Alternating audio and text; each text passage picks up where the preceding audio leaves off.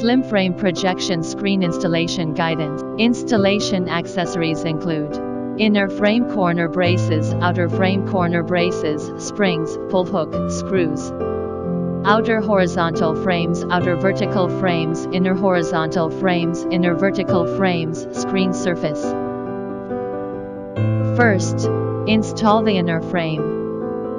Place the corner braces into the four corners of the inner frame. Attention to the up and down side of the corner braces. Tighten the screws of the four corners. Attention to the screws position.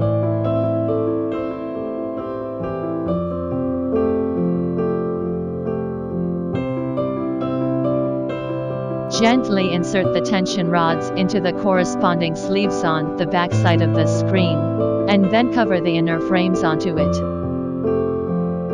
Tips: it is better to connect the springs to the frame by 2 people.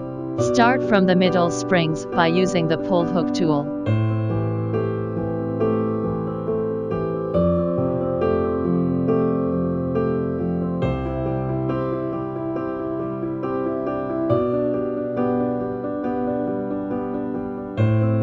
Check whether the screen surface is flat or not.